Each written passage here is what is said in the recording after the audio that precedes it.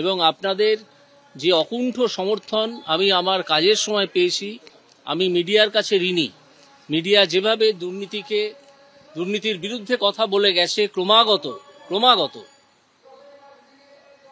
এবং তাতে আমার কাজের যে সমর্থন আমি পেয়েছি তার জন্যে মিডিয়াকে আমি প্রণাম জানাতে চাই এবং মিডিয়াকে আমি আমার বন্ধু বলে মনে করি এবং মিডিয়ার কাছ থেকে কোনো কিছুই আমি লুকিয়ে রাখবো না।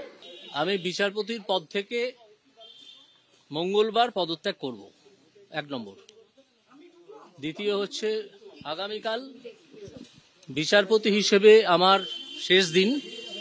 সেদিন আমি কোনো বিচারের কাজ করব না, শুধু কতকগুলো মামলা পার্ট হয়ে আছে যেগুলো আমাকে রিলিজ করতে হবে আমার লিস্ট থেকে।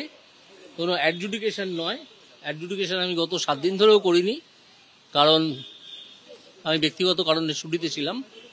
তো কালকেও কোনো অ্যাডজুডিকেশন করব না, শুধু মামলাগুলো আমার লিস্টের বাইরে করে দেবো।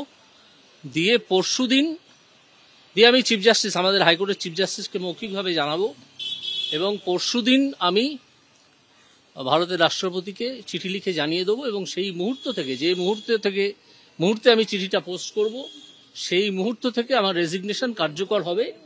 এটাই কনস্টিটিউশন এবং কনস্টিটিউশন লয়ের প্রভিশন, সেইটা মঙ্গলবার হবে। তারপর আমি আপনাদের সব প্রশ্নের উত্তর দেবো মঙ্গলবার 1:30টার সময় কোর্টে মাস্টারদা সূর্য সেন মূর্তির নিচে আমি আসব।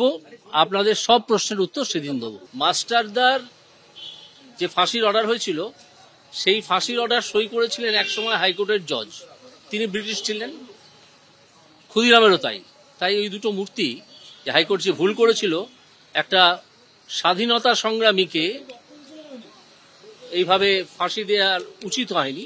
মাস্টার অবশ্য ফাঁসি হয়নি, আগেই তাকে মেরে ফেলা হয়েছিল যা জানা যায়, এবং যার সপক্ষে ডক্টর রাধা বিনোদ পাল টোকিও ট্রায়ালে বলেছিলেন যে মাতৃভূমিকে রক্ষা করা কোনো ক্রাইম নয়, এবং যে কারণে ডক্টর রাধা বিনোদ পালের মূর্তি আছে টোকিওতে, রাস্তাও আছে জাপানে তার নামে। একজন বাঙালি মাথা উঁচু করে সে কথা বলে এসেছিলেন।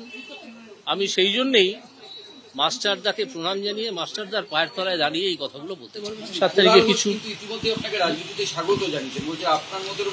আমি এইটুকু মন্তব্য করতে পারি, কুণাল বাবুর সঙ্গে আমার চেম্বারে বসে, হাইকোর্টের চেম্বারে বসে দীর্ঘক্ষণ বিভিন্ন বিষয় নিয়ে, রাজনীতি নিয়ে নয়, বিভিন্ন সাহিত্য সংস্কৃতি নিয়ে আলোচনা হয়েছে। আমার মানুষটিকে ভালো লেগেছে। কুণাল ঘোষ যতই মুখপাত্র হিসেবে আমাকে আক্রমণ করে থাকুন না কেন, কুণাল বাবুকে আমার মানুষ হিসেবে ভালো লেগেছে। সেটা যা খুশি তাই বলতে পারেন, সময় হিসেবে, রাজনীতিবিদ হিসেবে উনি তো বহুদিন রাজনীতি করেছেন, এমপি ছিলেন, সেটা বলতে পারেন। কিন্তু আমি কথা বলে যতটুকু বুঝেছি, কুণাল ঘোষকে আমার ভালো লেগেছে।